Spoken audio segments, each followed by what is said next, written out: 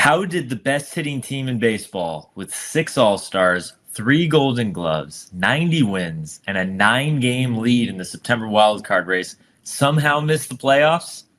That's the question we're solving today. Welcome, everybody, family, friends, pets, and the bastard next door who won't turn his music down, to the Almost Great podcast, where we talk about teams that were good, but somehow, for whatever reason, didn't get into the playoffs, and then they fall away in history, and people forget about them. But we're talking about them, and we're bringing them back from the dead in that way. And this time, we're going to be talking about the 2011 Boston Red Sox. Woo!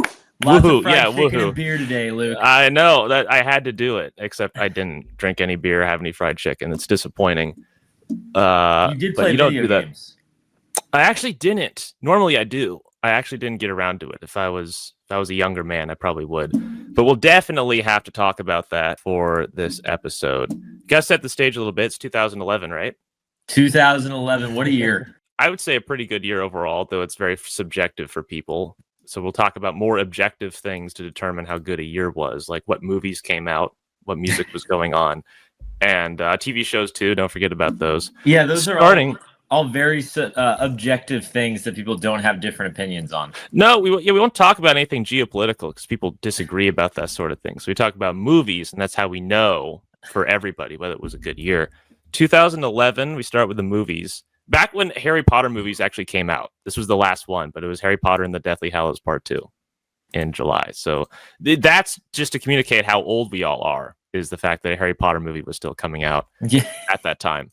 Yeah, this was the one too. This was I will die on this hill that there of course are plenty of movies that the Oscars very unfairly snubbed, but this one's right up at the top. The as a culmination of all of the films, the fact that Alan Rickman didn't get a supporting actor nomination at the end of all of this is absolutely insane and one of the all-time great Oscar travesties. There's my hot take. There we go. Yeah. And by the way, we got some flack last episode for how long we went on the pop culture stuff. We're going to have timestamps in the description and a pinned comment at the top of the video where you can skip right over this and not have to deal with it. So if it hurts your brain, your head, or your soul, you can skip right over it and get to the baseball stuff. But we're just going to warm up by talking about this, setting the stage. Some other movies, Mission Impossible Ghost Protocol. That was when the Mission Impossible movies really took off and became way more respectable spectacles overall. Fast 5, that also really got Fast and Furious movies way more mainstream. We're dragging a safe through the streets of Rio and just destroying God knows how much.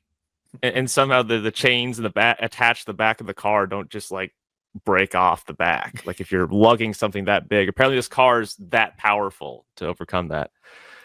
Transformers Dark of the Moon. I remember being so excited when I was 10 when that movie was coming out. I'm just like, oh my god, the trailer looks so cool. There's so much awesome stuff in here. Is that one still Shia LaBeouf? Or are we on to it's still in. He's still in. That's the last one he was in. Okay. Yeah, Mark Wahlberg was 3 years later. And Fox by then, but they still had Shia LaBeouf. Okay, we watched that one. I remember that. We did in theaters. Yeah, I remember in theaters. Yeah. Let's see. Moneyball came out that year too. Moneyball is, I would say, unequivocally one of the best sports movies ever made. I don't think that's much of an argument there. There's a couple others I would mention, but I think that one's about as good as it gets. Yeah, and I think the rest of that argument is a separate podcast. It is actually. Yeah, we'll work on that one of these days. Drive, very iconic, very memed movie with Ryan Gosling in it. That also came out the same month as Moneyball. Now, there's issues to have with that movie, but there's a lot that's cool about it, and there's a lot that people like about it. At one point, you really loved that movie. Yeah. Well, see, with that director's kind of movies, you don't like all of each movie. There's things about it that are so overwhelmingly cool that you just kind of ignore the rest of it. Mm-hmm. So Drive is one of those movies where it's like, oh, the opening scene is just so freaking awesome. Yeah. Ryan Gosling's a badass. He's literally me, as the memes go. And there's really good scenes thrown in there, and the way everything is all photographed in that movie is super cool. So that takes the cake. The Lincoln Lawyer came out that year too. Yeah, in March. 15-year-old Justin thought that movie was so cool, and it still is a very good movie. It is one of the least legally accurate, I think, courtroom thrillers that Hollywood's made in recent memory. I have to let that go when I watch the movie and Matthew McConaughey's being cool and all that. But yeah, just going, this is rubbish. This would not happen. Absolute rubbish. Yeah. Not even close. The prosecutor in that movie, Josh, what's his face? Josh Lucas? No. Yes. No, he was in The Firm. He was in the Firm remake TV show. No, but he's also the prosecutor. Oh, he is. Lawyer. What a couple years he had. Yeah, he's the prosecutor in The Lincoln Lawyer. He's actually an Arkansas native.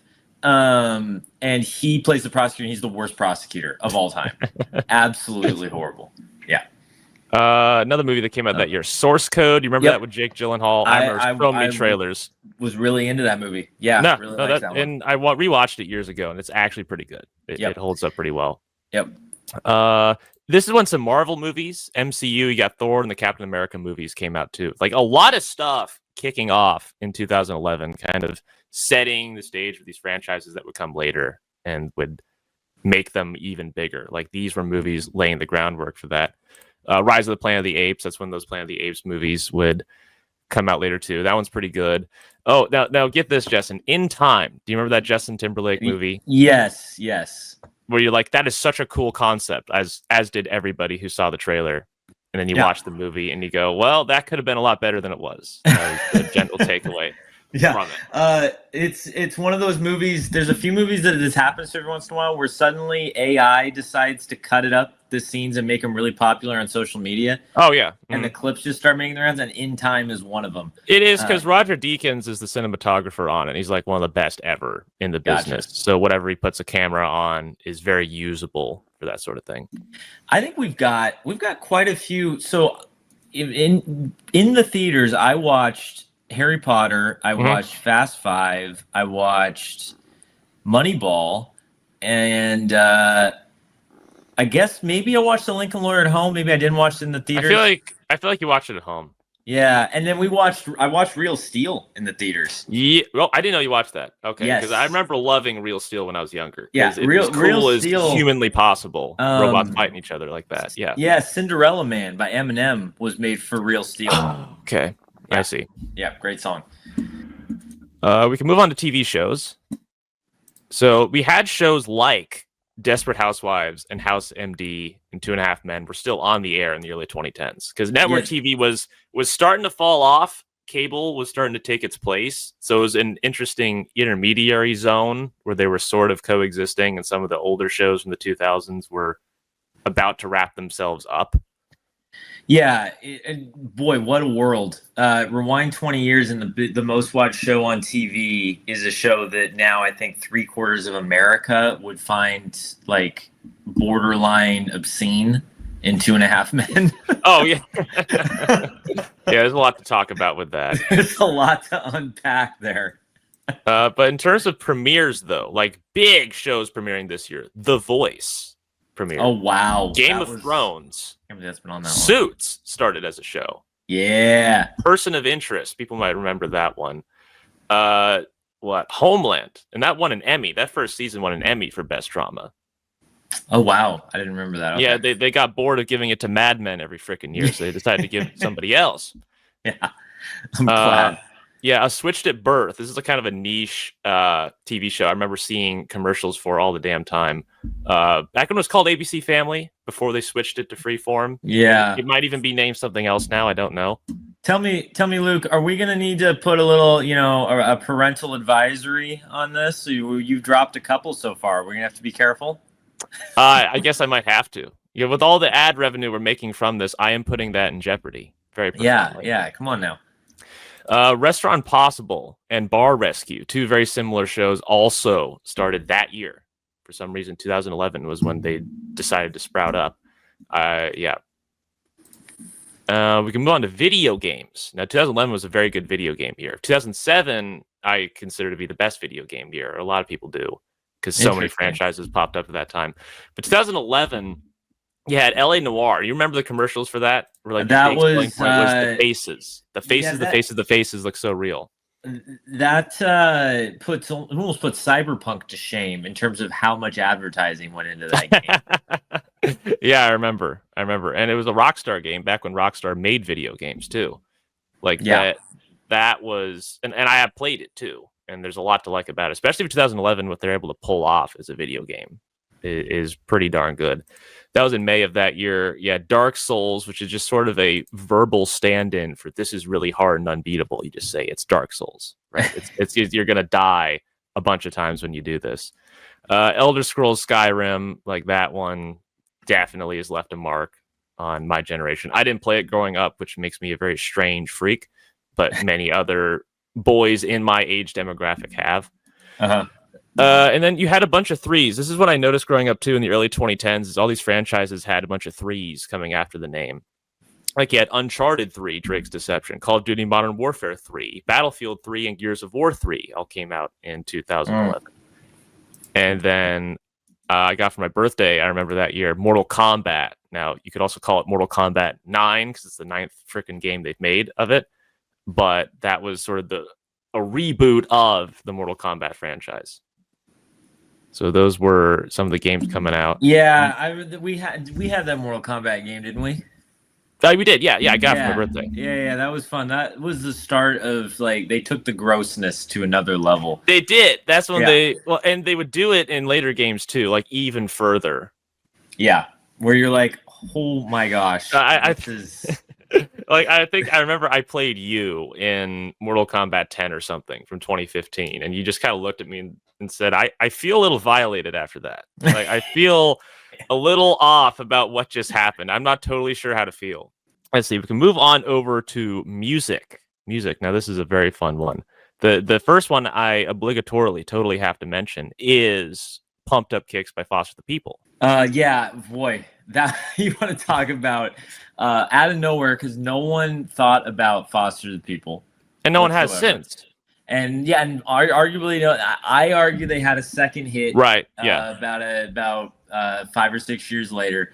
But that's another podcast where we can have that argument, the Foster the People argument. But you make the same argument about Kevin Rudolph too. Like I say, he's a one-hit wonder with "Let It Rock." You say no, he had "I Made It" a year later, so it's not. I Made It was a hit. No one know that song. I didn't know that song. If you mention it to anybody, they'll have no idea what you're talking about. And in the same way, Foster the People had "Come On Over, Stand Next to Me," and that was also a hit. I stand on that. Okay, but that one of the biggest times in my life where you hear a song and then you listen to the words and you go, holy crap, what am I listening to? It's such a happy whistling song. Yeah. Yeah. It's just chilling at the beach. It's such a groove. So next song, Midnight City by M83. Now you could say this is more of a 2012 song, but 2011 is when it came out and sort of kind of got big. Oh no, I just think that there was for a band that I don't think that many people could actually name M83, I think so many songs over the next couple of years were people basically trying to do M83. Yeah, I guess so. Because they really lean into the early 2010s techno genre where you use those synths, like you're trying to damage them as you're using them. Use that synth, use the voice box big time. That whole sound, I think, became really prevalent over the next few years. Yeah. And I don't think a lot of people would know that it was kind of originating with them. That was also when they did all the music for that Tom Cruise movie, right? Oblivion, yeah, in 2013. Yeah. I remember that was a big deal too. Yep. And then this one, could you say this is more of a 2010 song, just 2011? All of the Lights, Kanye West with Rihanna and that other guy I always forget. Yeah, I mean, I would say it's a 2010 song because My Beautiful Dark Twisted Fantasy is 2010. Right, the album is, but the single. Yeah, I suppose. This is why it's always confusing. I hate this part about the music. Either way, it was huge in 2011 because it's still huge today because that is an absolute classic. The sports classic, too.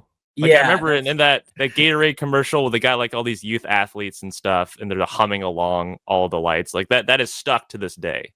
Yeah. Yeah, no, you're going to hear bands in college play that.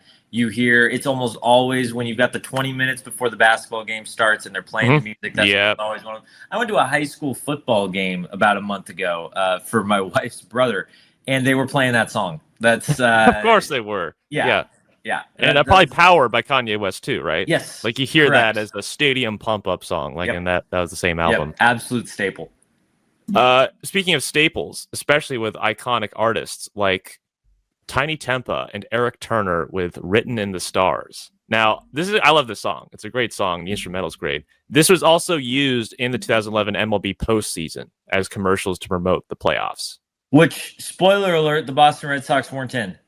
Oh, God dang it, Justin. You can't do this to me.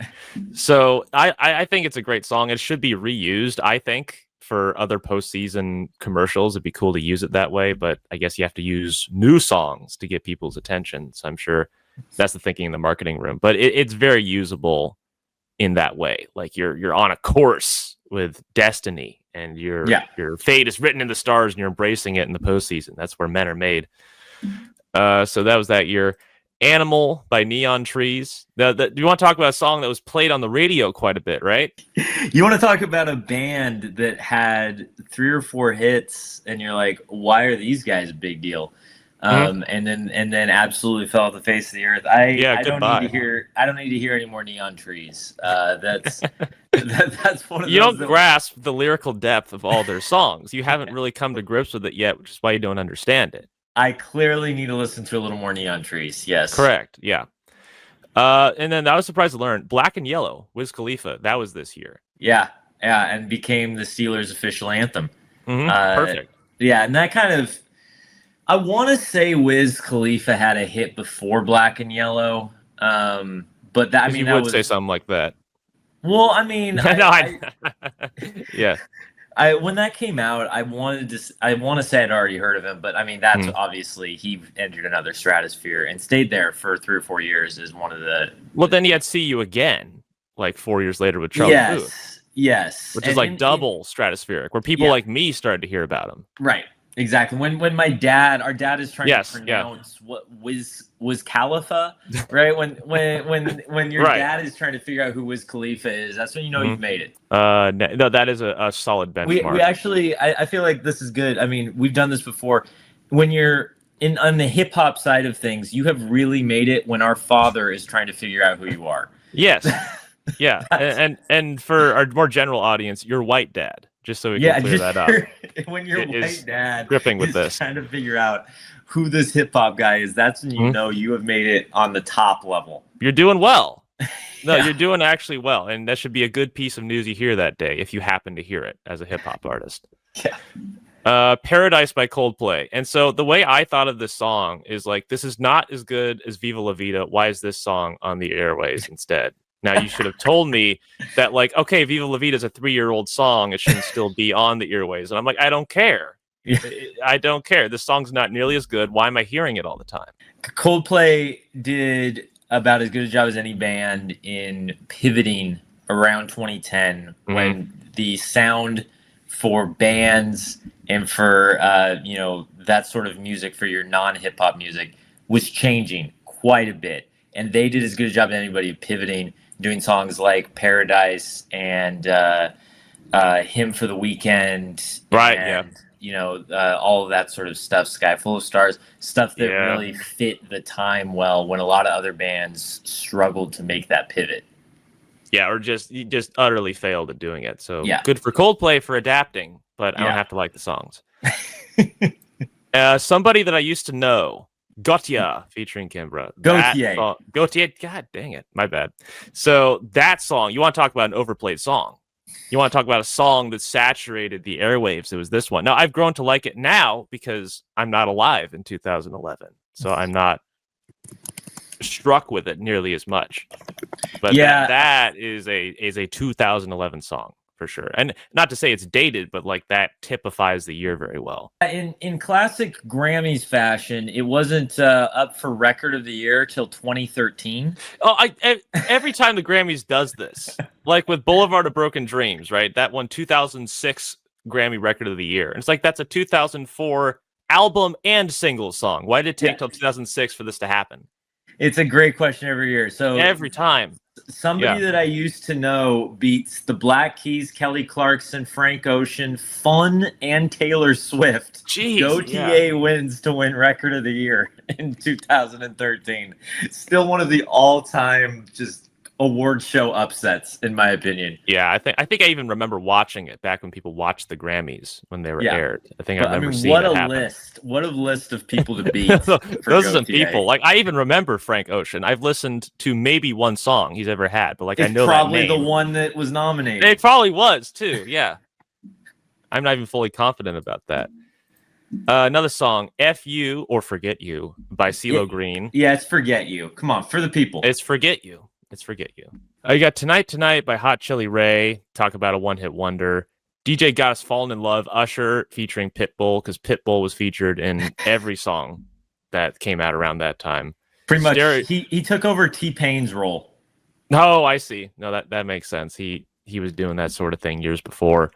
"Stereo Hearts" by Gym Class Heroes featuring Adam Levine. I remember listening to that one a lot. Yeah.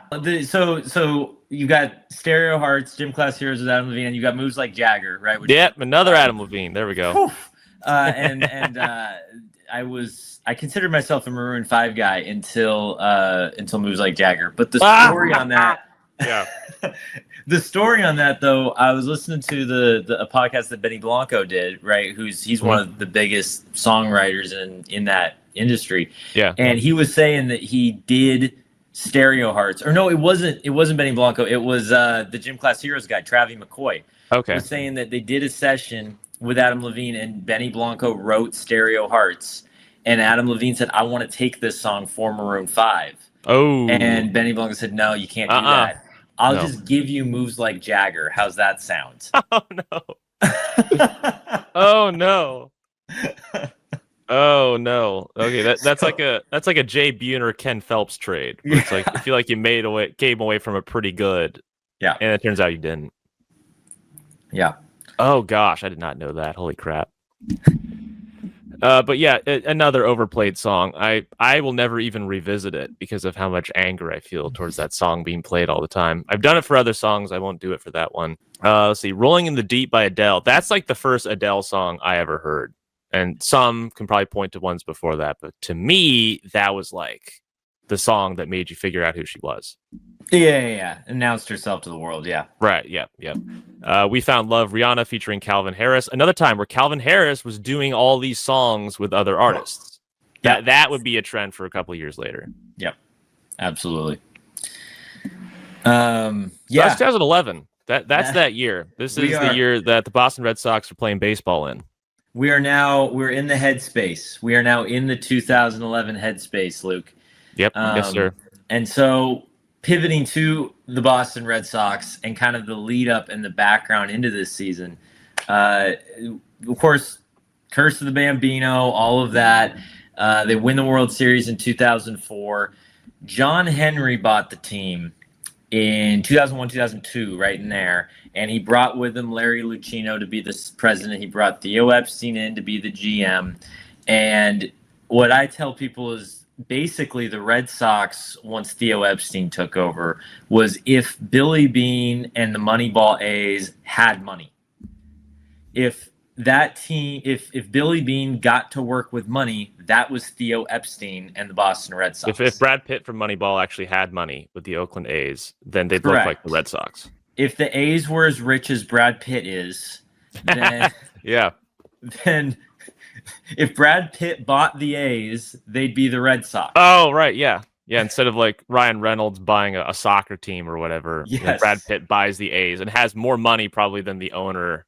At least did. Back when Steve Schott was their owner, I'm sure. But they have different owners now with a lot more money, I'm pretty sure. Yeah. So they did a lot of things. The 2004 team obviously wins the World Series, finally breaks the curse. And then they win again in 07. Yeah. And so they win in 04, they win in 07. They have good teams all the way leading up to this 2011 season. Terry Francona has been the manager since 2004. He got brought in 2004 to replace Grady Little, who infamously in 03 left Pedro out there too long in Game 7 against the Yankees, gets fired for that. Francona wins 2 World Series. He's the man. And this team already has the core. Dustin Pedroia, he won Rookie of the Year a few years prior. Big Poppy's still there. They don't have Manny anymore, but Kevin Youkilis is still there. Jacoby Ellsbury in center field is one of the best players in baseball that no one really talks about that much anymore. I know. It was so weird. I never really heard his name until I started doing research into this. But like, holy crap, this guy's good. This guy's really good. He had a great stretch for the Red Sox. And so they have this core group. They've got the pitchers. John Lackey, who he had his run with the Angels. Now he's a Red Sox. John Lester's one of their young pitchers. They've got Josh Beckett, who back in 2003 beat the Yankees for Florida. And so they've got this core group. And then in the offseason, they bring in Carl Crawford from Tampa Bay on a big contract. 7-year, $142 at that time is a massive deal. That's a huge contract. And so they bring him in, they trade for Adrian Gonzalez and give him a gigantic contract. Who had a great year with the Padres. Yeah. Yeah. I mean, like single-handedly keeping the Padres offense afloat at that time. Yeah. At this time, he's one of the best players in baseball. Absolutely. And he would go on after Boston. He would go to LA. But he had a great career back when you still had all these big slugging first basemen. You don't have as many of them anymore, really. But you had a lot of still big slugging first basemen. So they've got Adrian Gonzalez and David Ortiz, which is not a lot of speed in the middle of the lineup. Yeah. But they've got this core group together, and then the pitching, they've got Daisuke Matsuzaka as well. So you've got just a great group coming in. So that kind of sets the stage for this team in the season that starts, which starts with so much promise and then goes horribly, horribly wrong. Arguably, it didn't start with a whole lot of promise to begin with when they had their 0-6 beginning to the season. Like, I remember the media made a big buzz about that. Like, oh my gosh, the Red Sox are 0-6. The oceans are about to rise up and swallow up the earth, that sort of thing. It's true. It's a good, and it's one of those things when it's the Red Sox, when it's the Yankees, when it's the Mets, everything is magnified. Everything becomes such a huge deal. We got to experience that this season in real time with the Mets and their collapse and how much we heard about it. But so if to do the season recap for Boston, you've got we start in April. They go 11-15. They start 0-6. They then recover, obviously, so they're 15 and or they're a lot better for the rest of the month. They're 11-9. They recover pretty darn well. They recover well, but they start, and early on, the injuries are already popping up. In May, Daisuke gets hurt. He's out for the rest of the season. John Lackey also gets hurt and spends some time on the DL in May and June. Doesn't matter. They go 19-10 in May. They go 16-9 in June. Jacoby Ellsbury is having a fantastic season. Dustin Pedroia also putting himself in MVP consideration. Ortiz and Gonzalez are staying healthy. They're raking in the middle of the order. Things are going really, really well. They go 20-6 in July. They take the lead in the American League East. They're killing it. This is there's a really good Yankees team over in the AL East too. They're going back and forth. It's a classic AL East race. Everything's going fantastic. They get Lackey back off the DL. They bring up Clay Buchholz. He's been pitching for them, so they've got this rotation that even. I had to ask you how to pronounce that name, by the way. Buchholz. It looks like Buchholz. It's Buchholz. It's Buchholz. Yep. He recently got arrested for cocaine possession, I want to say. Wow. Another podcast. But they are absolutely cruising. They go 17-12 in August. They're still, as of September 3rd, they have a 9-game lead over the Tampa Bay Rays for the top spot for the wild card. Remember, this is 2011. This is the last year of one wild card spot. Which I'm so glad this finally came to an end. It's such a dumb, antiquated, very stupid way of doing playoffs that is thankfully completely done with. But 4 teams per league making it into the playoffs. It's like so painfully stringent. It's like you have 30 teams in the league and you don't even have a third of them crack the postseason. Hey, we'll get you on your soapbox in a minute here. We gotta finish bad. our season recap, buddy boy. All right. Yeah, so they're 83-52 coming into September. They're 83-52 coming into September. They've got a 9-game lead on September 3rd. And then the Tampa Bay Rays stop losing and the Boston Red Sox stop winning. and they go 7-20 in September. Everything falls apart. The rotation ERA is north of 5 for September. John Lester has an ERA of 5.5 in September. Josh Beckett rolls his ankle in early September, sprains his ankle. He's ineffective in every start he makes in September. And it doesn't matter what the offense does. They cannot do anything in terms of pitching. They can't stop anybody. Bobby Jenks is hurt. He was supposed to be one of their closers. One of their relief pitchers. They're relying on Tim Wakefield, who's 44, to make starts here. More accurately, the 438-year-old Tim Wakefield. He's literally the oldest guy in the MLB. Yes, is on their team. Yeah, he's making Jamie Moyer look old. Yeah, and so this is how things close for them. And then we get to the last day of the season. Tampa Bay makes the giant comeback, so it's Boston and Tampa Bay are tied for the last wild card spot going into the last day. Boston takes a 3-2 lead over Baltimore into the 8th inning at the same time that Tampa Bay is down 7-0 to New York. They go into a rain delay. Tampa Bay comes back, beats New York 8-7 on that famous Evan Longoria homer over that little cardboard cutout of the left field just wall. Pokes it over in Tropicana, which when the Rays get their new stadium, I think they need to still have the carve out there and left keep field. That there for a postseason possibility, right? They know they're going to need it at some point, so you have to keep that possibility open. Yep, and at the same time, Boston is in Baltimore, bottom of the 9th. Jonathan Papelbon blows the save. They give up 2 runs, lose to Baltimore 4-3, and the season is over. And so the question now is, why wasn't this team that had so much going for it and was really seen like a super team, why weren't they great, Luke? Well, first we got to talk about why they were great, right? Because this is the Almost Great podcast. So why do they even have a chance to be great? And then we can talk about why they suck. So to say, without really any exaggeration, they were the best hitting team in the league. Like in a time where it was recovering from the Roids era, a little closer to what you grew up with, where guys were just hitting the crap out of the ball and it was so much fun to watch.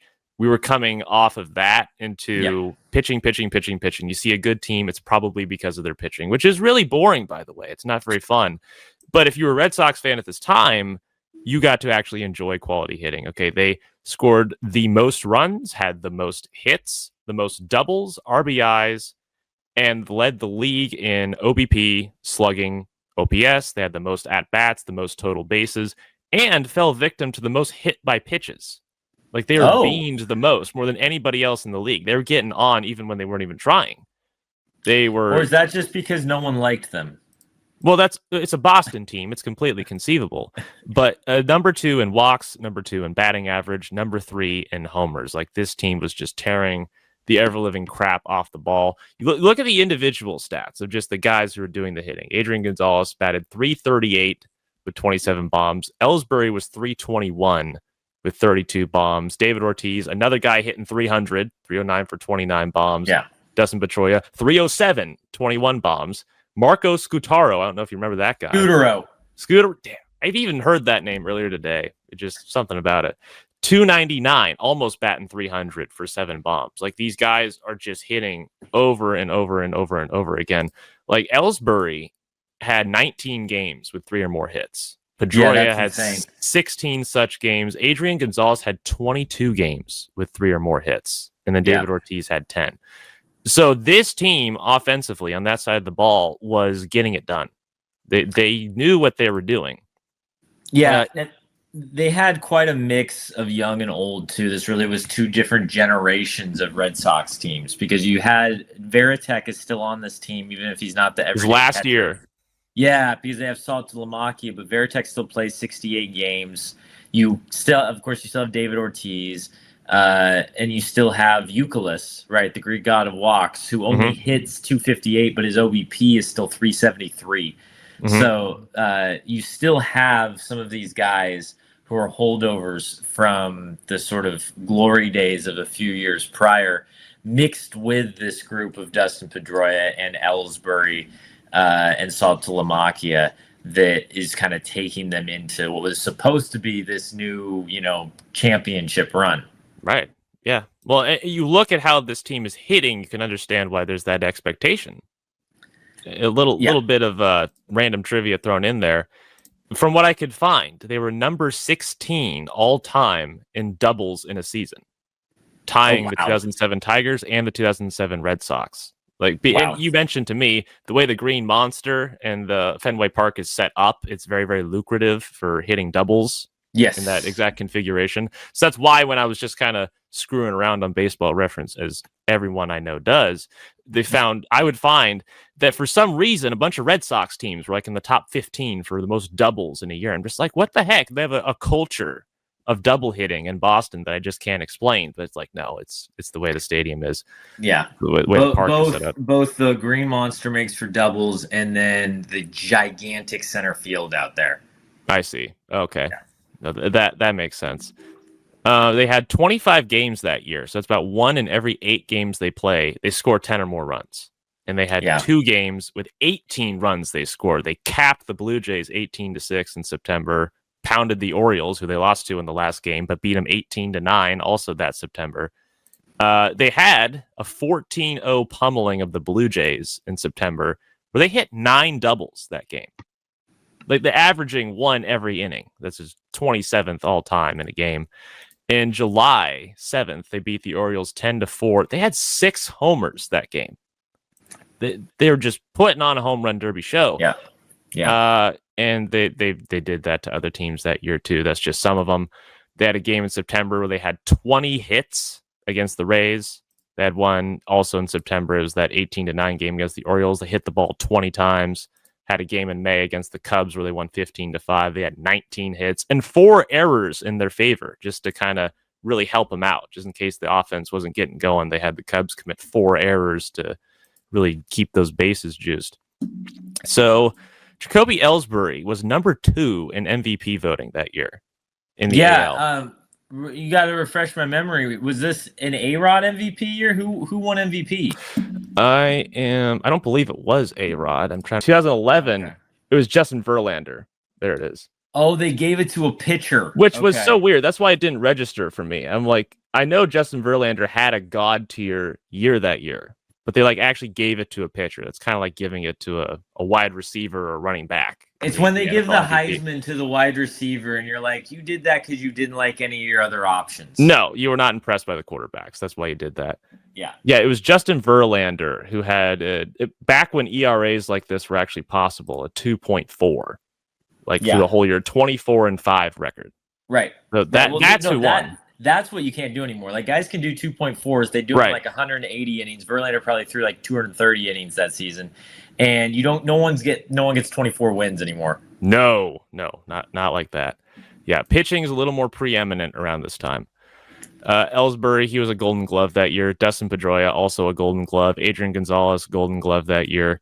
And I'm not going to pretend I understand exactly how the wins above replacement metric works, but Jacoby Ellsbury was number 4 in the league that year with an 8. Yeah, and an 8 WAR season is a massive season. 8 WAR usually gets you MVP.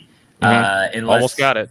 Unless you're either Cal Raleigh or Aaron Judge, and then one of you isn't going to get MVP. But that an 8 WAR season is an absolutely massive season. My favorite stat, however, from this entire Boston team is the fact that Gonzalez and Ortiz went 1-2 in double plays grounded into. In the American League, yep. They had 28 and 24 double plays they grounded into that year, and they should be very proud of it because that's hilarious. And I want to know how many of those is with the other guy on first base. One right after the other. Yeah. They did it as a joke. That'd be funny. That'd be almost as scandalous as beer and fried chicken. Almost as much. Let's see what else is notable. Oh yeah, so Pedroia had a 7.7 WAR that year as well. He was number 8. You had Adrian Gonzalez, who was 3rd in OBP in the AL that year, tied number 1 in hits in the MLB. I forget who he was tied with, but he, in a manner of speaking, had the most hits for a guy in the MLB that year. Would it be with Miggy Cabrera, probably, right? I probably was Miguel Cabrera because that guy's an absolute monster. Yeah. Ortiz that year, he was an all-star, not a Golden Glove, but still an all-star. 4th in OBP in the AL, 8th in the MLB, number 6 in the league batting average. And those are just the 4 guys to hone in on. They still had other guys who could hit. Carl Crawford, who you could argue, given how much money they were paying him, was a disappointment, still had like a respectable batting average, and he had a number of very good games. So just even the relatively weaker parts of the lineup are still doing a pretty darn good job, especially from the standpoint of us being Mariners fans, right? Around this time, about 2008 to in early 2010s, we couldn't hit at all. Like literally bottom of the barrel hitting, last in runs and last in hits. Anybody would have been a better team to root for hitting than what we were stuck with. Don't worry. This was a 65 win Mariner team this year. Yes, it was, which was only the 3rd worst in the league that year. Yeah. Which we can hang our hats on real high. Yeah. One of my other favorite things was that we had a Mike Cameron appearance. Did you see that? I think so. I heard his name and did a double take. He was in the opening day lineup for this Red Sox team. Yeah. I did not believe that Mike Cameron was still playing in 2011. He's one of the more obvious Reuters situations from the earlier 2000s, where you take a thoroughly mediocre player and then he pops and has 2 or 3 massive seasons where he suddenly has power. Right. My Mike Cameron thing is that no one remembers, and if he was a New York player, everyone remembered. No one remembers that he's the closest that's ever come to the 5-homer game. I see. Right. He had 4 homers in a game against the White Sox where him and Brett Boone became the first ever to go back-to-back twice in a game. And nice. He came up for his shot at a 5th, and it got caught on the warning track. Oh, he was that close. He was that close to 5. So that's my Mike Cameron story. But the fact that he was still playing was kind of wild. Going back through this was the names that they had on the pitching staff. Because this is Josh Beckett, John Lester, John Lackey, Clay Buchholz is in this rotation.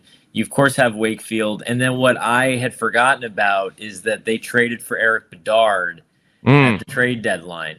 Eric Bedard of Mariner infamy, because we traded Adam Jones, future All-Star center fielder, to get Eric Bedard back in, I want to say 2009. That was the whole. CC Sabathia was the number 1 trade target, and instead we said, no, we'll take the number 2 guy. Or no, it was Johan Santana. Everyone was trading for Johan Santana and said, no, we'll trade for Eric Bedard. And then so we got Eric Bedard, who did nothing for us. We managed to ship him over to Boston, where he made a whole 8 starts for them, 38 innings, so less than 5 innings a start. Gave up 17 runs in 38 innings for an ERA plus of 107, so just better than league average, which is exactly how I would describe Eric Bedard. I wonder, because he's not like that impressive a player, but the name registered as familiar to me, and that's because he was a Mariner. It's because our house was busy cursing him for exactly about 3 years. Right. That's how I knew about him. Yeah. So the name is kind of welded in there, but like, has he done anything? Not exactly. No, he's not. We had the year where we had Cliff Lee and Eric Bedard, and we had Felix, and we thought we were going to absolutely dominate, and we did not. One of several years like this. If you're a Mariners fan, you have a lot of fake out seasons that you get excited for. Enough of our Mariner pain, though. No, we could do this with the Mariners until our whole audience goes on Social Security. Like, we can complain about the Mariners in this way. So we're going to stop doing that now, and we'll do that on the Mariners episodes where we can sanction that kind of complaining. Yes. Go with the hitting, the Red Sox had 2 good pitchers, pretty much. And you mentioned some other guys, but like 2 really good ones, and that was Josh Beckett and John Lester. Beckett was 5th in WAR that year in the AL. He was number 9 in the Cy Young voting, 6th in the MLB in his WHIP, in his walks plus hits per innings pitched. This is a funny little tidbit here. June 15th against the Rays, he had a 1-hitter. He had a 1-hit shutout. They went all the way 9 innings for. But that day, June 15th, some Boston fans might know this, the Bruins in the NHL won Game 7 of the Stanley Cup that night. And so the way it was described by a YouTube commenter on the totally legal full upload of this game, that nobody in Boston cared about this game because that night the Bruins won the Stanley Cup. The local news basically said, oh, by the way, Beckett pitched a 1-hit shutout. Like, so, I mean, while we're rioting in the streets. Yeah, while we're just going ham over beating the Canucks, Beckett had a one hitter that he just totally diced him up. He had no walks and 6 strikeouts. Yeah. So, and I mean, he was dominant and then sprained his ankle in September. And it's that injury that is a big part of the collapse in September. Right. So that's where we can get into the weaknesses, or more specifically, why this team was not great, why they fell short of being great, and why they belong on a podcast called the Almost Great Podcast. And part of that is the pitching. If you're a good hitting team, you can kind of get away with not having perfect pitching. But if it starts to get out of hand, then that's where you start to have a problem, as you already mentioned in September, too. The way they finished that year, 22nd in ERA, 21st in runs allowed, and a little better, 9th in hits allowed. They had the 5th most walks in the league that year. They handed teams a base on balls, the 5th most in the MLB that year. And you already went into the various injury problems that they had with John Lackey and Matsuzaka, Beckett and his sprained ankle. So that's been delved into a fair bit. Then we can get into the big ticket, iconic reason that totally typifies this team and that we already mentioned before and kind of spoiled. It's all about the beer and fried chicken, Luke. And the video games in the clubhouse, too. Don't forget that. Games. That's what the people are here for. This is so for the 3 people that don't remember this story from 2011, because it was absolutely everywhere. It was inescapable for weeks after the Red Sox missed the postseason. It came out in a Boston Globe story that many of the pitchers on the days that they weren't pitching would order in chicken, drink beer, play video games in the clubhouse while the game was going on. And I think this is one of those perfect situations where 2 things can be true at the same time, Luke. Mm-hmm. 1, yeah, probably not great. Probably not exactly what you want your players to do. And at the same time, if they were winning games, no one would have given a crap. Exactly. It would have been the exact opposite. It would have been, those lovable goofballs. Just cheeky and funny. Very quirky. Exactly. Winning teams are so interesting, aren't they? Yes, but because things are falling apart, it's not so cute anymore. Nope. And the funniest thing, so this story comes out, and it's part of a larger expose about the dynamic of the team. And big article. Yeah. Terry Francona had lost his team. The guys were mad at each other. The offense was pissed at the pitchers, which was probably true because they weren't getting anybody out. Again, there's always some truth and some not so true, some exaggeration, but there's always truth in there. Exactly. And so when you get a story like this, which again was everywhere for weeks after this, and all people could talk about was the beer and fried chicken. But the other part of it is you've got Terry Francona had been the manager since 2004. Mm-hmm. And so he was known for, they were the team of idiots, right? That was the whole, in 2004, that was their monikers. They were the team of idiots. And they had some of those guys still, and he gave them that freedom as a manager. Right, that's part of what he did. A little bit of that fun latitude that he gave them, that breathing room. Again, a coach or a manager like that, we kind of had that with Pete Carroll and the Seahawks, is really cute and fun when it's working. And then when it's not working, you're like, what's happening here? Why are these guys so badly disciplined, and why are they committing penalties every play? Exactly. So John Lester came out and did an interview after that story came out where he tried to defend them, which was kind of funny. I didn't do it in the dugout, I swear. I didn't do it in the dugout. Yeah. Don't worry. It was fine because we only did it in the clubhouse. Right. Looks like we're all good here. Yeah, so we're all good. And we only did it a little bit, guys. It only happened a few times, which, again, the politician only cheats on his wife a little bit, guys, so it's okay. It happened once. I didn't inhale, right? Yeah. That sort of thing. I only played L.A. Noire with John Lester once, right? Yeah. You can just imagine them. They're in the clubhouse while their team's like just getting reamed, and they're just going, "Oh no, I'm looking at his face. Is he lying? Is he not? I don't have any evidence. We'll have to go with a doubt," right? You can just imagine that's what's going on. Yeah. And then the best part of that was part of the story was that the pitchers had put on weight towards the end of the season. And of course, the pitchers were horrible in September. And Lester basically says, yeah, well, I mean, it's really hard to eat well when you're on the road a bunch, which, again, there's truth to that. Oh, yeah. I'm always amazed by how baseball players especially can stay in shape over the course of that long season where you're flying, your games are getting done super late and you're flying all over the place. It's hard. Almost as tight as like a band touring schedule. Like, I'm amazed how those people still stay standing after all the traveling they're doing. Arguably some don't. Yeah. And some don't. So that's more credit to baseball players.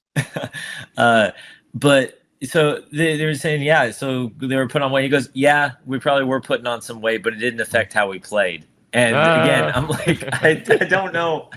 That's not a good enough excuse. No. And I'm looking at the September record here, man. 7-20. I'm looking at some of your pitching performances, and I'm hitting X to doubt, LA Noire style. Like, I'm not totally sure about that.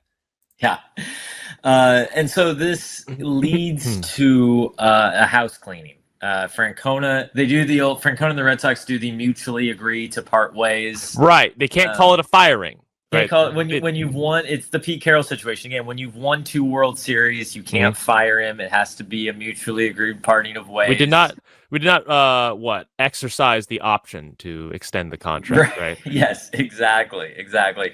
We asked you to please leave and don't come back, but we're not firing you. This isn't a firing. And we have 2 people to help you unpack your office and put it into a box and ship it away from here, as far and far away from here as possible. But we're not firing you. No, that's not what's going on. No, and you're not even getting sacked, as they say in England, right? That didn't happen. But the bigger thing is that Theo Epstein takes this opportunity and sort of the toxicity that came out of this, because of course everyone wanted to turn to him. Let's try to blame Theo Epstein. When you look at the team on paper and you're like, this team's absolutely what else do you want? Look at the talent that he has assembled. Yeah, and so he takes this opportunity to go to Chicago and eventually creates another World Series winner, breaks another curse.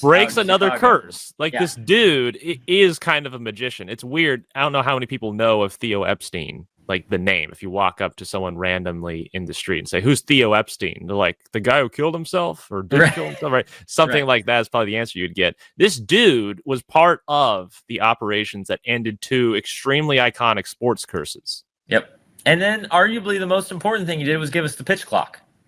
Oh, that was his idea too. Yes. Dang, what a guy. Okay. He left the Cubs to go, basically MLB put him in charge of the rule changes.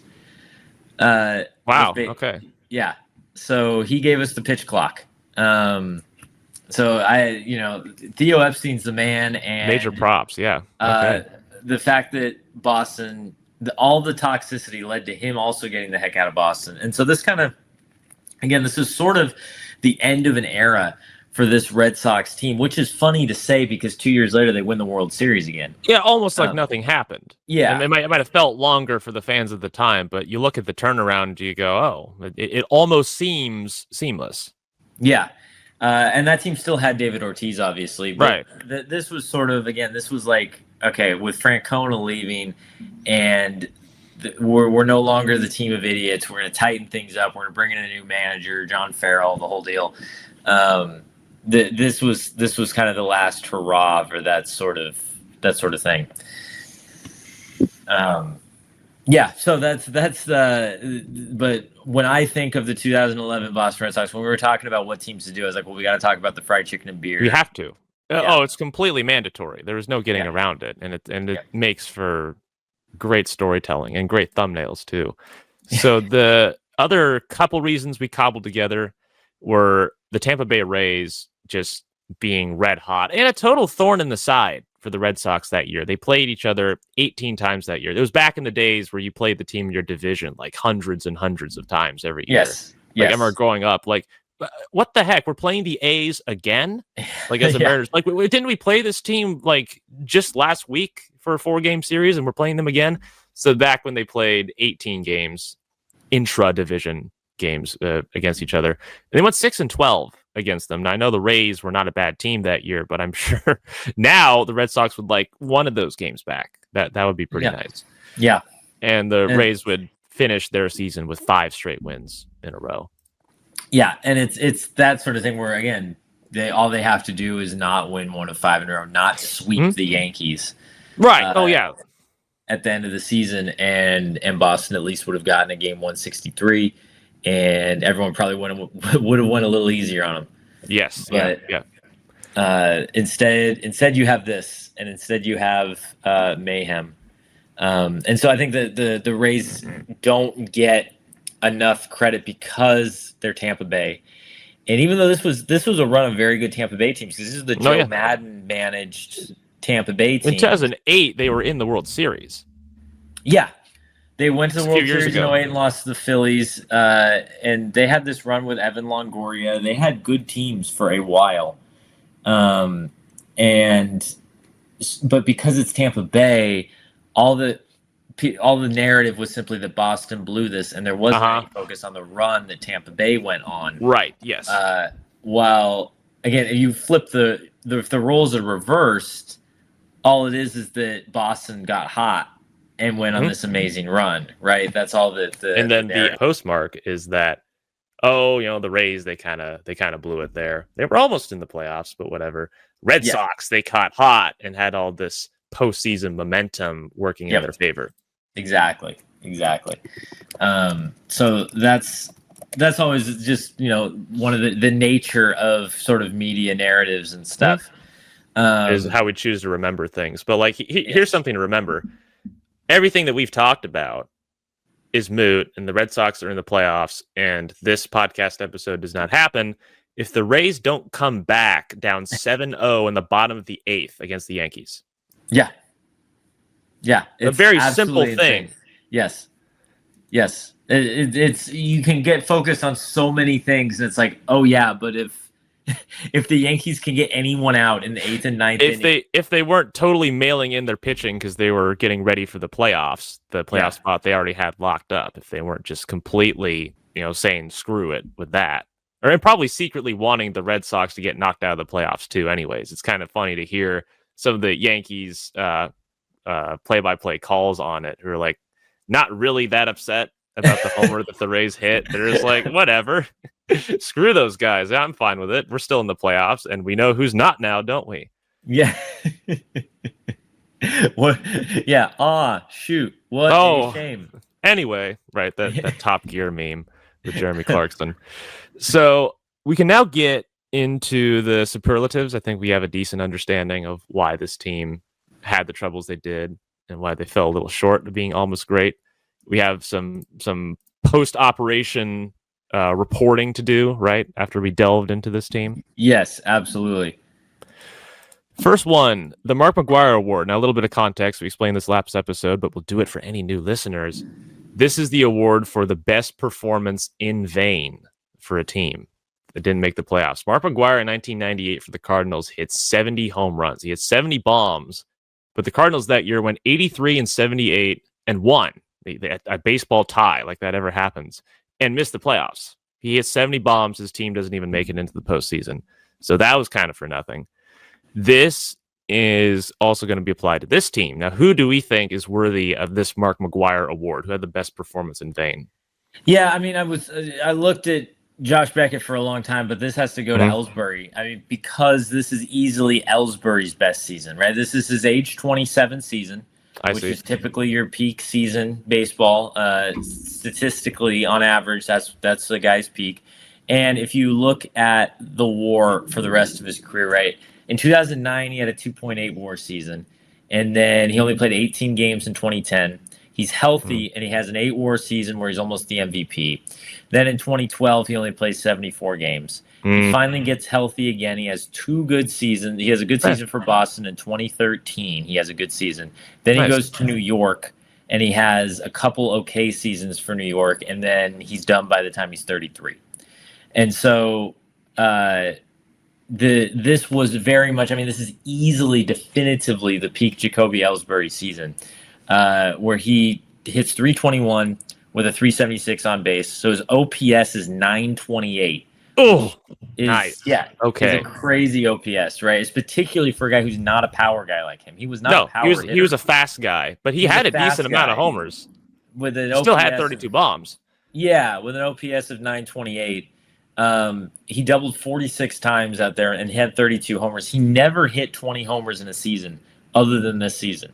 Right? So this was the year. This is where it all clicked. And when you look at, again, when you look at everything else, this was the year he was able to stay healthy. That is clear. That is the definitive thing. He stole 39 bases as well, right? So he had this was a 30-30 season for him, and the through line is that this is a guy who has a different career if he's able to stay healthy, because he basically loses his age 26 and his age 28 seasons to injuries.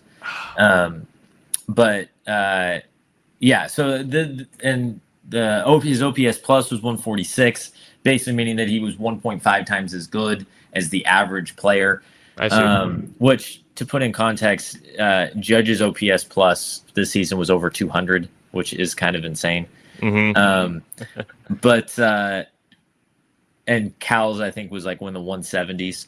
But that's the kind of season that Jacoby Ellsbury had. So he's my Mark McGwire Award guy, because you didn't even really know who he was very much.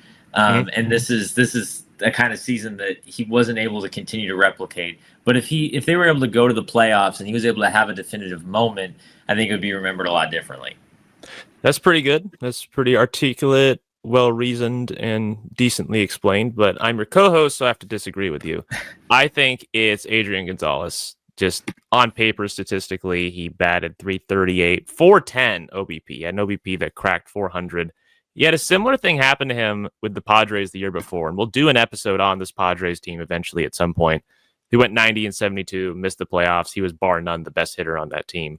Goes to the Red Sox. I'm sure he's thinking, all right, now I'm going to crack the postseason. I probably don't have to work as hard. Kicks butt, still goes 90-72 again, and misses the playoffs. Like that's a tough one right there. So that was my pick for the Mark McGwire Award. Jacoby Ellsbury might be the better choice, but it's not my choice. So that's what I'm going to have to go with. Fittingly, you picked a first baseman. It actually has to be a first baseman in the future, even in football. Like if we're pointing at someone like Larry Fitzgerald, we'll just kind of honorarily call him a first baseman so that he can conform to the award. So next superlative, ugliest win. This one, there's a lot of games in baseball to choose from, so I'm sure someone who knows this team better could say it was some other game that was uglier, or someone says, I remember when I watched in 2011 and this one like gave me a heart attack or whatever. This one, July 1st. I remember when I was there. Or in a Boston accent would be more accurate. I remember when I was there. I'm not going to try. No, you just got to watch Good Will Hunting and then kind of prep yourself for it. So July 1st against the Astros on the road. Astros team literally had the worst record in the league that year. Back when the Astros were just complete bottom-feeding trash. They were making us Mariners fans feel good by comparison at 56-106. They were 29-53 coming into this game. The Sox were down 5-1 in the top of the seventh. That whole game, the Astros actually out-hit Boston 13-8. And then they were able to rally, put it together, pull out the win 7-5. But that's a close one right there. In terms of most embarrassing loss, that's another trophy we like to hand out. That game against the Orioles, we figured that's the one where all of this hinges on. And we wouldn't have an episode if they didn't lose that one game. Because the Rays, they have their comeback and win. That's great. But if the Red Sox win their own game that they had a lead in and then blew in extra innings, I'm sure that weather delay did not really help that much, but we can argue or speculate how much it affects which team for whatever reason. John Lester would probably tell us that was the reason that it all fell apart. Sure. And fair enough. Power to him. But that's the game that is seared into Red Sox fans' minds as one that is, I would say it's tough for them to get over, but like, screw you. You won a World Series 2 years later, you're fine.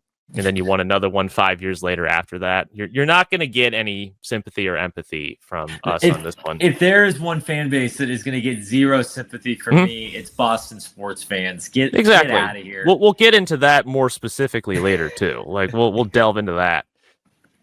Best name superlative, Jared Saltalamacchia. Like, come on. Like, obviously Saltalamacchia. I know Jonathan Papelbon, the closer, that's a pretty good one, but you can't top Saltalamacchia.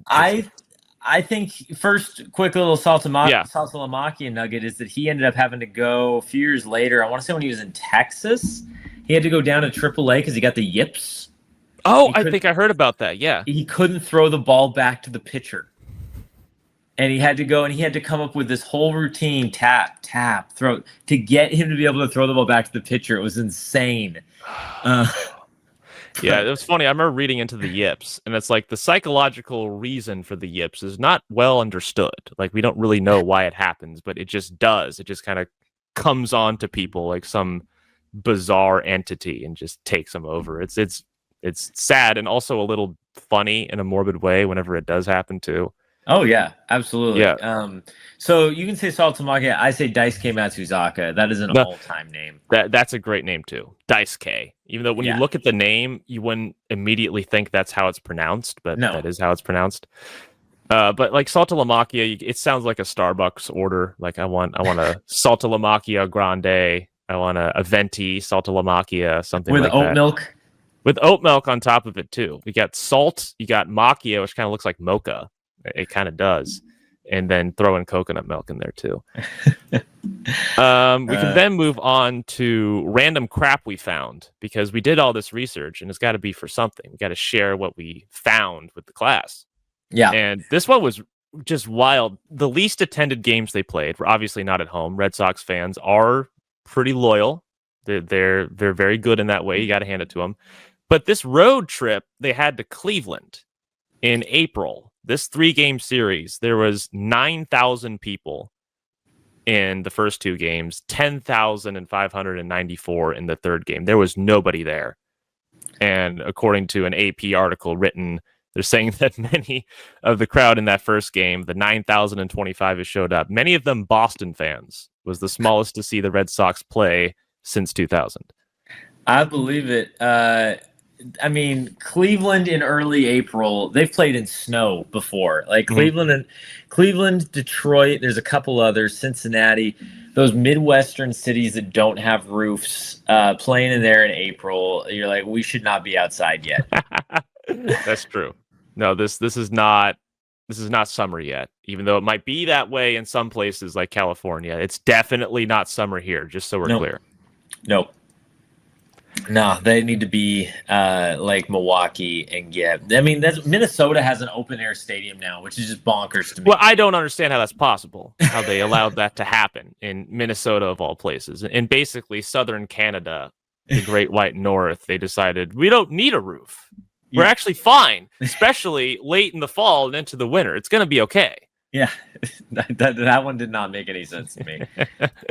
Next bit of trivia. Longest game time and innings. They had a July 17th game against the Rays that went 5 hours, 44 minutes, 16 innings, and the Red Sox came out and won it 1-0. And that's reminiscent of like that Mariners-Astros game in 2022, the Game 3 ALDS that went 18 innings, and it finished out 1-0. It was a 1-0 game. Yeah, that was hurtful that you would bring that up, Luke. It is hurtful. Well, it's hurtful for me too. Trust me. But it was apropos, right? It was fitting. I had to muster every bit of strength I could to bring it up. Shortest game time. Now this is before obviously the pitch clock rule, so it's funny to see a game go by this quickly. They lost to the White Sox on July 29th, 3-1. The game went on for 2 hours and 10 minutes. Pre-pitch clock, games didn't go that fast. No, like if it was 2.5 hours, like that was extremely fast. Like that was, you're worried about getting your money's worth if you bought a ticket. You'd be a little freaked out by that.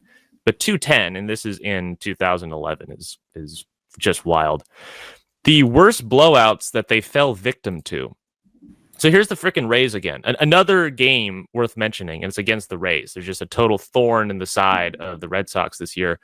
April 11th, they lost 16-5, and they got out hit 19-10. So quite the shellacking earlier in the year. May 5th, the next month, they get pounded by the Angels 11-0. So those are some of the low points in that way.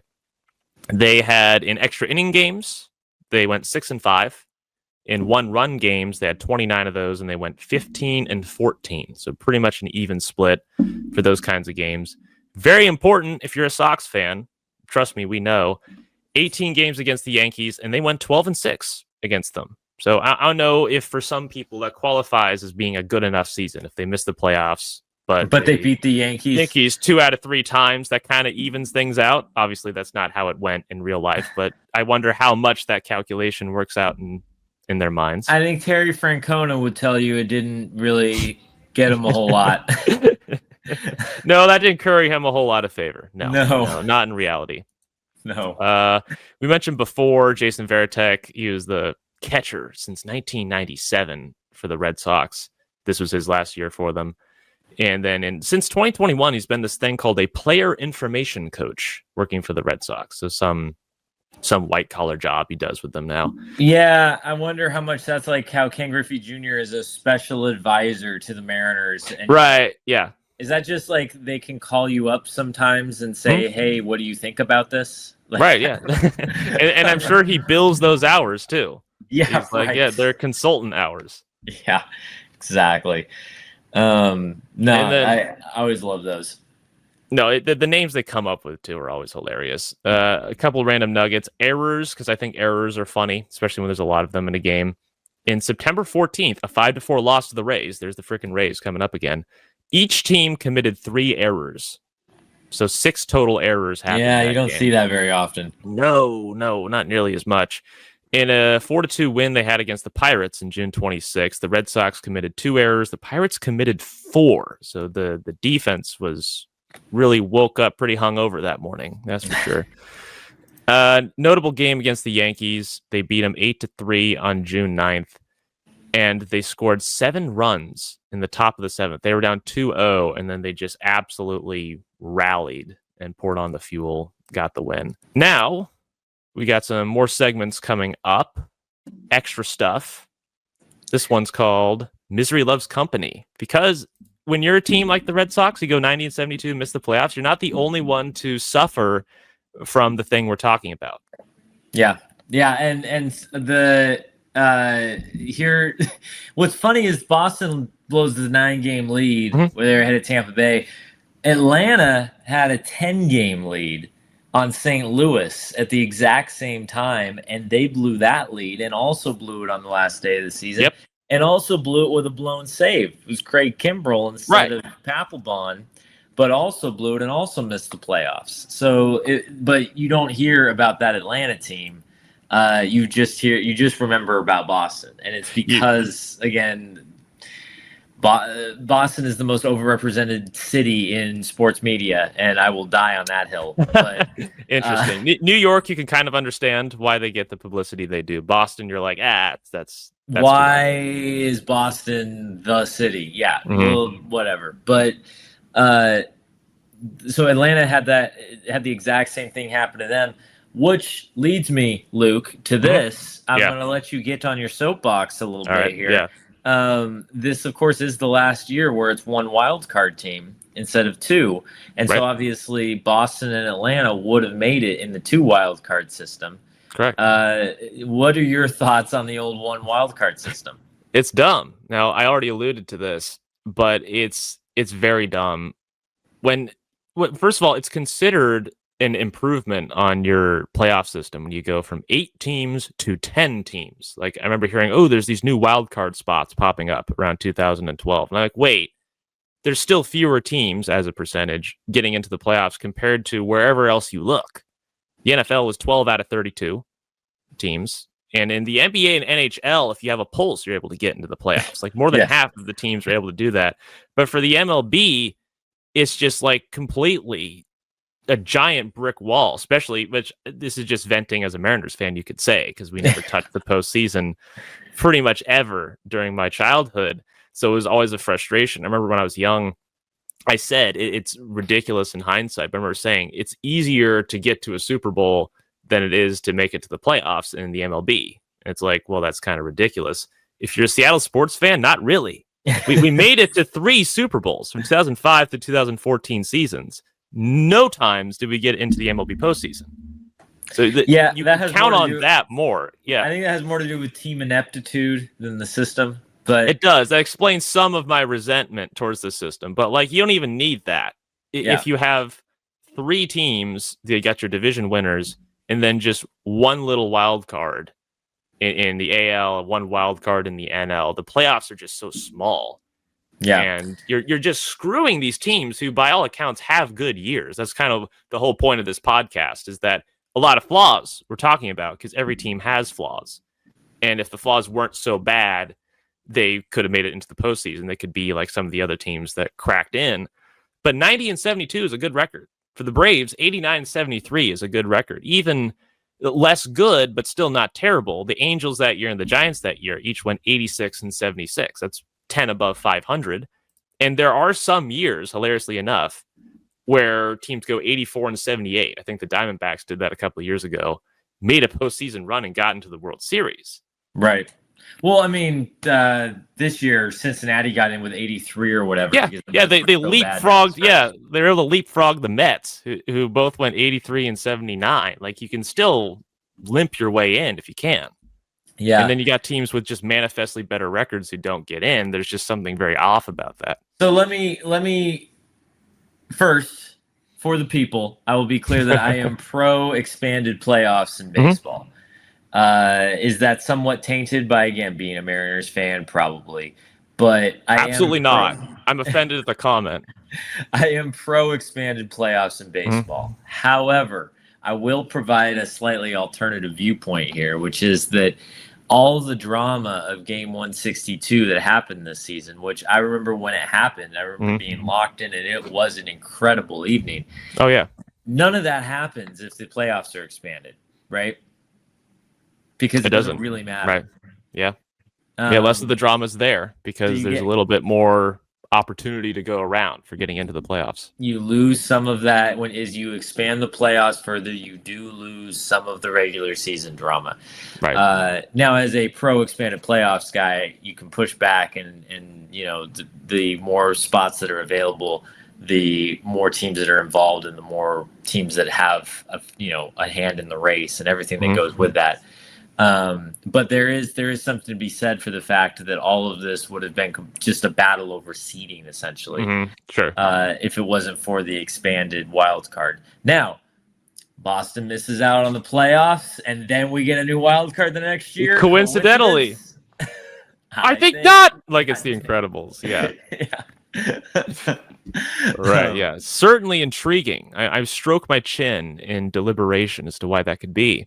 Yeah, so that's my thought on that. But Luke, why don't you tell us what else is on? Right, if you're a poor Red Sox fan, you're trying to get over this terrible thing that just happened to you as you got to plunge into the cold, dark, dank winter, you got to look to your other teams and see how they're doing. Hopefully, in fact, definitely, there's some comfort you could get from it. The Patriots that year, like the fact that I even mentioned their name in the 2000s or 2010s decade, kind of says it all right there. They went 13-3, had a kick butt offense. Tom Brady, obviously, made it to the Super Bowl that following year. Lost to the Giants again, hilariously and blessedly. It's a great thing.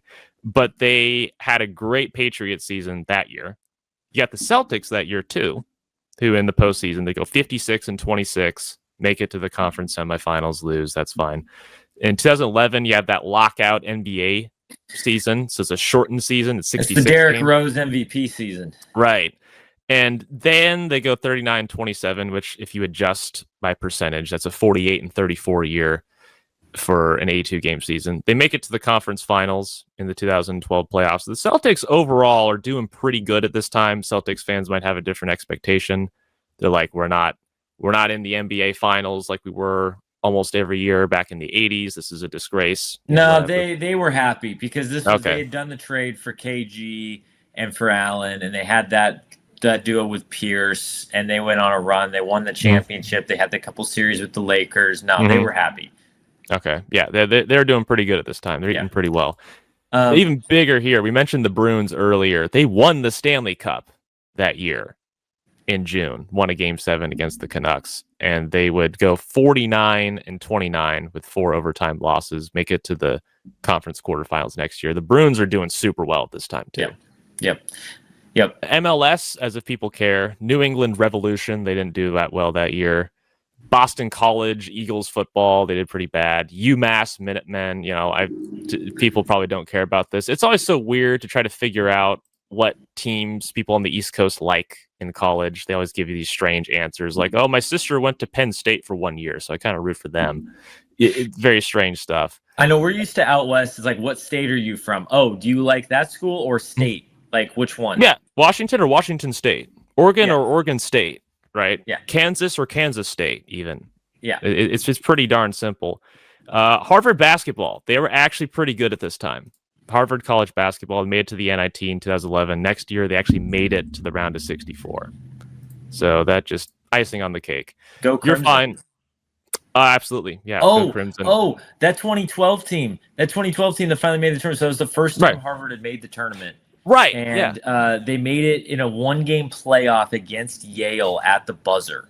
That was so cool when that happened. Oh, yeah. I hadn't thought about that in forever. Yeah, that's awesome. So, yeah, Boston sports fans, you're fine. You're doing okay. It'll be okay. I'm not going to hear any complaining from you. We're done here. We're done. Final answer. Okay, final answer. All this confusing stuff we talked about, we got to boil it down for our American audience here. What is the reason why the Red Sox didn't make the playoffs and they fell short of almost being great? What do you say? Everyone's going to want to point to the fried chicken and beer and point the finger at the pitching. Let's give some credit to the Tampa Bay Rays. That's it. Ultimately, this is as much about Boston as it is about Tampa Bay. Tampa Bay got hot in September. Tampa Bay pulled off the amazing comeback against New York on the last day of the season. Evan Longoria hit 2 homers. That is what ultimately they got done in by a Tampa Bay team and by a manager and Joe Madden, by a group that would not be denied. And that gets lost in the shuffle again because it's not fun to talk about Tampa Bay.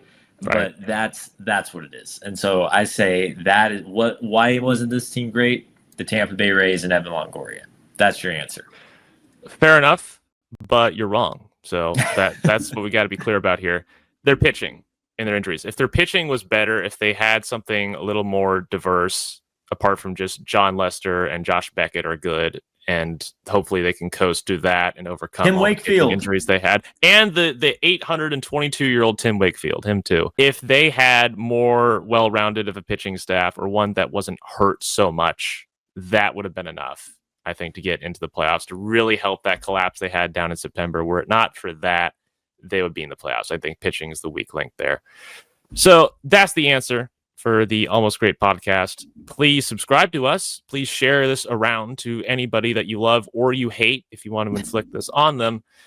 And ring the bell for notifications so you can check your little notifications bell in the upper right after a couple months and go, hey, these guys finally uploaded again. Good for them.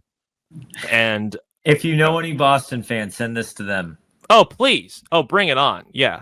If you lose your friendship with them, that's just because they can't handle it. That's their fault, not yours, and definitely not our fault. If you're a Boston fan who's mad at us, please let us know in the comments. Oh, yeah. Troll us. Trash us. Just raise hell. Scorched earth. It's engagement, and we need that. So comment, like, subscribe, ring the bell for notifications. Spread us around. Spread the word. Spread the gospel of the Almost Great podcast. Give feedback either way. And we're not above clout chasing out here. Not at all. We're still in the stage where we got to do that. So, anyways, that was great, everybody. And we'll see you next time. I promise. We'll see you guys next time.